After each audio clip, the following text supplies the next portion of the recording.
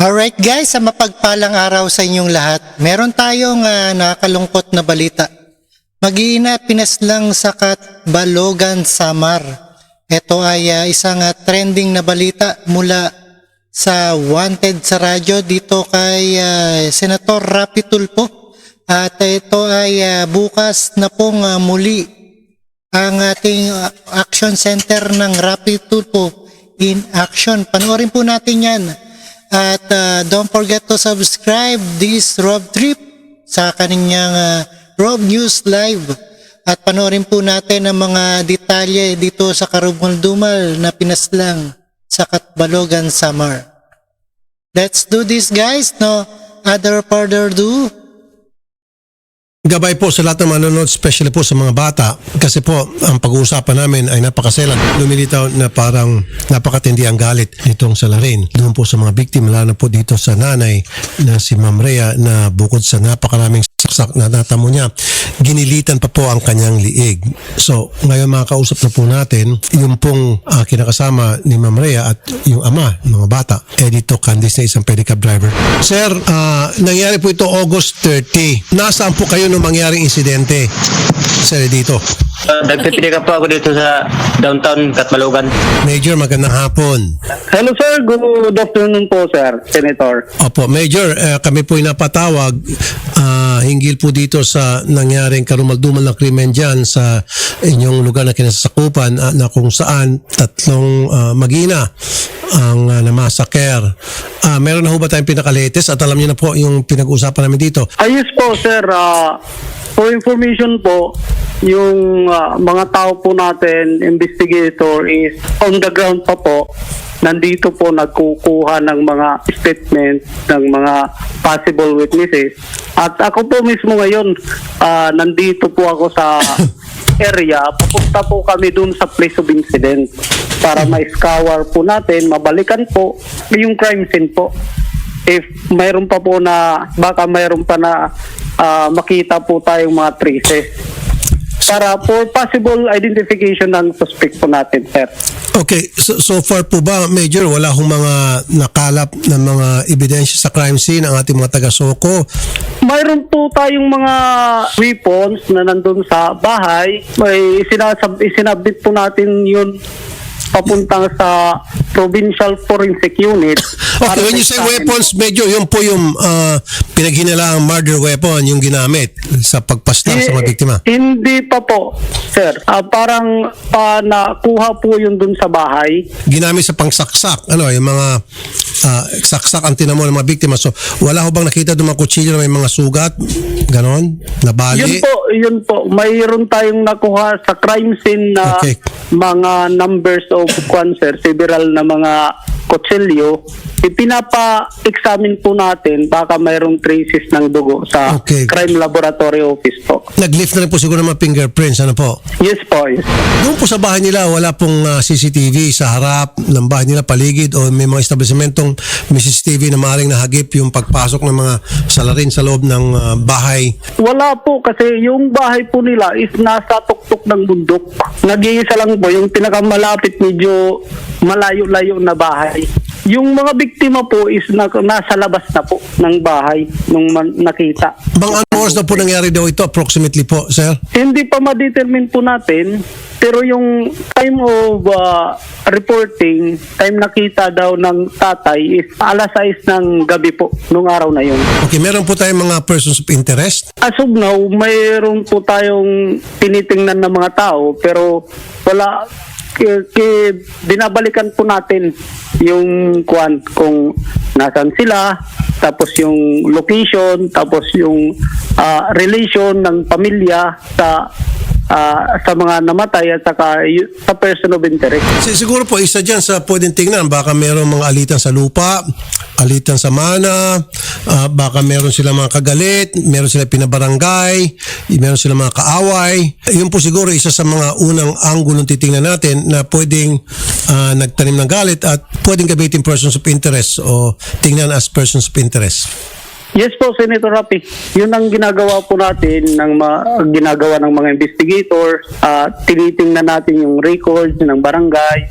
At saka dito rin sa place of incident. Pero lumilitaw na ho ba sa base inyong pag-ibisiga na may mga kaaway, matinding kaaway po itong biktima, itong pamilya? As of the moment, wala pa naman po kaming na didetermine o na kukuha na ganong istorya po. Na-interview na po yung padre de pamilya? Meron ho siya nabigyan ng statement sa inyo? Yes po, na-interview na po ng investigator po natin, pati yung mga kasama niya nung nagpunta doon, nung humingi siya ng tulong sa mga barangay po dito at sa mga tanod na sumama sa kanya papunta doon sa bahay nila. Chairman Sosimo Bazal Jr., magandang hapon po, Chairman.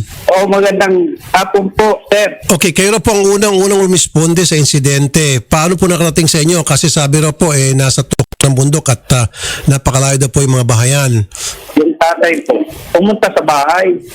May iniwan ako doon sa bahay na insang ko para bantay sa bahay ko kasi nagpunta kasi kami din sa bayan. Tapos tumawag sa akin, kuya, mayroong humingi ng tulong dito. Yung pamilya niya daw, pinatay. Ganun ba? Tumawag kami agad sa police para mahiuna doon, makapunta doon. Ano oras po yung Chairman? Mga pag-6 po. ng Okay, gabi. pagdating niyo po doon sa crime scene, ano po inyong natagpuan? Ano po inyong nakita at napagmasdan? Pagdating ko doon sa lugar, kasama ko na yung soko, yung mga pulis, yung patay na po ang mga pamilya doon na yung nadatnan namin doon, yung nanay at saka yung 3 months na bata at 5 years old na bata. Patay na po.